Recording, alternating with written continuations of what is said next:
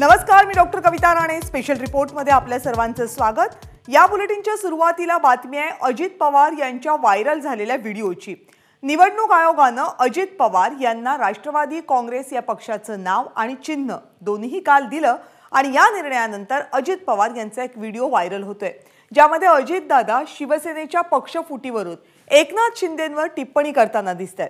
Video जुना आहे, पण तो जुना व्हिडिओ आणि आजची अजितदादांची भूमिका ही अगदी विरुद्ध टोकाची असल्यामुळं दादा सध्या ट्रोल होत आहेत.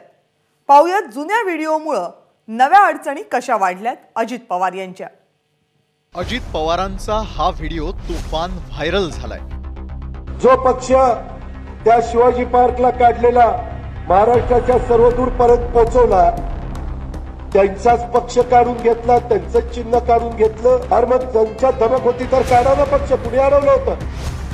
निवडणूक आयोगानं राष्ट्रवादी पक्ष आणि चिन्ह अजित पवारांना दिलं आणि सर्वात पहिल्यांदा मनसेनं अजित पवारांचा हा व्हिडिओ ट्विट केला.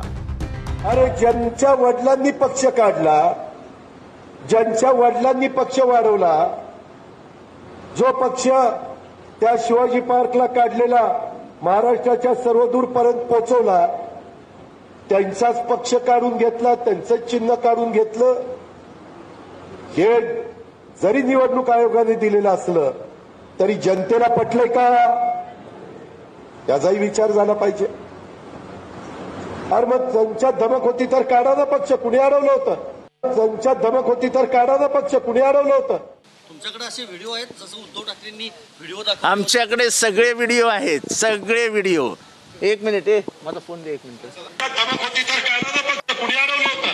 अरे ज्यांच्या वडिलांनी पक्ष काढला, ज्यांच्या वडिलांनी पक्ष वाढवला, महाराष्ट्राच्या सर्वदूर पर्यंत पोहोचवला, त्यांचाच पक्ष काढून घेतला, त्यांचं चिन्ह काढून घेतलं. हे जरी निवडणूक आयोगाने दिलेलं असलं. प्रश्न हा आहे की इलेक्शन कमिशननी कट करून शरद पवारांना संपवण्याचा प्रयत्न केलाय आणि याला कारणीभूत फक्त अजित पवार आणि गँग आहे. शिवसेनेमध्ये फूट पडल्यानंतर एकनाथ शिंदे भाजप सोबत गेले.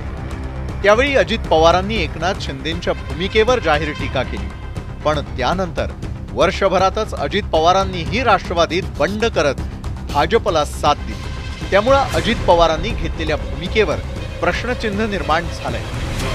अरे ज्यांच्या वडिलांनी पक्ष काढला, ज्यांच्या वडिलांनी पक्ष वाढवला, जो पक्ष त्या शिवाजी पार्कला काढलेला महाराष्ट्राच्या सर्वदूर पर्यंत पोहोचवला, त्यांचाच पक्ष काढून घेतला, त्यांचं चिन्ह काढून घेतलं. हे जरी निवडणूक आयोगाने दिलेलं असलं तरी जनतेला पटलंय का, याचाही विचार झाला पाहिजे. अरे मग त्यांच्या धमक होती तर काढा ना पक्ष, कुणी अडवलं होतं? त्यांच्या धमक होती तर काढा ना पक्ष, कुणी अडवलं होतं? असा प्रयत्न जो आहे पक्ष तोडण्याचा प्रयत्न केला जाता असं विरोधकांचं म्हणणं. काय काय 2019 पासून तुम्ही कोण मी कोण विरोधक कोण? हा प्रश्न पण त्यांनीच विचारायला सांगितलं का आपल्याला? मी कुणाच्याही आरोपाला उत्तर द्यायला बांधील नाही. काय माझी एक विनंती आपल्याला, त्या मी आपल्याला बाईट मिळालेला आता उत्तर द्यायला बांधील नाही. थँक्यू. तुम्ही कशा करता ते बोलता? जी माणसं दचमा करतात त्यांना उत्तर द्यायला अजित पवार बांधील नाही. धन्यवाद. आपल्याला बाईट मिळालेला आहे, आता जेवणाचा बाईट घेऊन जावा, विनंती आहे. धन्यवाद. तुमच्यामध्ये हिंमत असेल ना तर तुम्ही स्वतःचे पक्ष स्थापन करा आणि लोकांसमोर जा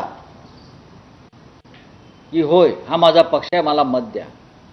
तुम्ही अशा चोऱ्या माऱ्या दरोडेखोऱ्या लफंगीगिरी करून असे पक्ष चोरून बरं का तुम्हाला राजकारण करायचं असेल तर हे तात्पुरतं राजकारण आहे. असं आहे की सोशल मीडियावर कोणी काय ट्रेंड करावा, आता प्रत्येक पक्षाकडे काही लोक पेड ट्रोलर्स असतात.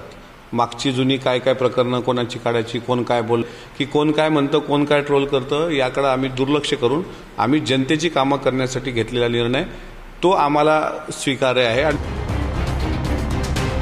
दुष्काळी परिस्थितीबाबत केलेल्या वक्तव्यानं अजित पवारांचा अनेक वर्ष पिच्छा पुरवला होता. आता शिवसेनेतल्या फुटीनंतर केलेलं हे वक्तव्य अजित पवारांसाठी अडचणीचं झालंय. ब्युरो रिपोर्ट, एबीपी माझा. एबीपी माझा, उघडा डोळे बघा नीट.